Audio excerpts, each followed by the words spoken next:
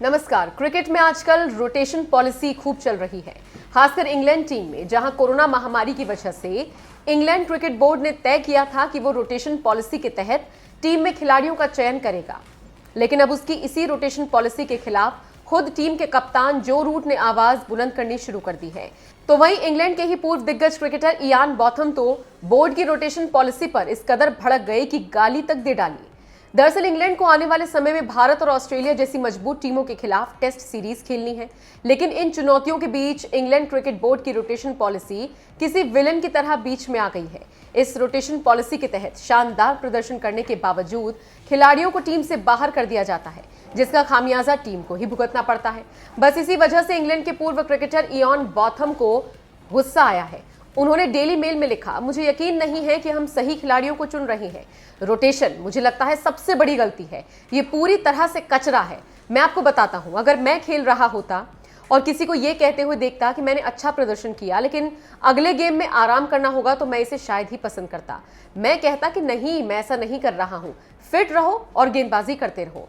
Rotation policy को खिलाड़ियों का कार्यभार कम करने और उन्हें बायो बबल में रहते हुए मानसिक थकान से बचाने के लिए शुरू किया गया था, लेकिन इस कदम से कई बार बड़े मैचों और सीरीज में इंग्लैंड के बड़े खिलाड़ी नहीं खेल पाते हैं।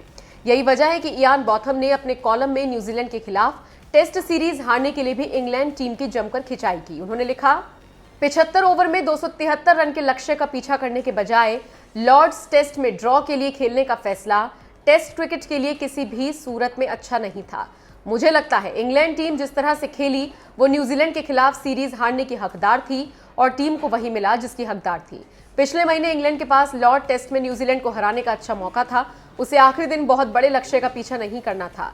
लोग कई महीनों से लाइव क्रिकेट मैच देखने का इंतजार कर रहे थे, लेकिन इंग्लैंड ने आखिरी पारी में जीतने का कोई जज्बा नहीं दिखाया। और उन्होंने ऐसा क्यों किया, इसकी बड़ी खास वजह दी है जोस बटलर और बेन स्टोक्स ने, जो कि नहीं खेल रहे थे। लेकिन मैं माफी चाहता हूं, भले ही दोनों खिलाड़ी नहीं थे, लेकिन उस स्थिति में ये किसी और खिलाड़ी के लिए हीरो बनने का मौका हो सकता था। आपको जागने की जरूरत है। ऐसा नहीं है कि सिर्फ न्यूजीलैंड के खिलाफ ही इंग्लैंड को रोटेशन पॉलिसी का खामियाजा हार के तौर पर भुगतना पड़ा। इसी साल जब इंग्लैंड टीम भारत दौरे पर गई थी तो वहां भी टीम को इसका खामियाजा भुगतना पड़ा था। फरवरी में भी इंग्लैंड ने भारत दौरे पर कई अहम खिलाड़ियों को रोटेट किया था। इसमें Jos Buttler, James Anderson, Moeen Ali, Mark Wood, Stuart Broad और जॉनी बेयरस्टो जैसे खिलाड़ी शामिल थे, जिसकी वजह से भारत के खिलाफ पहला टेस्ट जीतने के बावजूद इंग्लैंड लगातार 3 टेस्ट हारा और सीरीज गंवाई।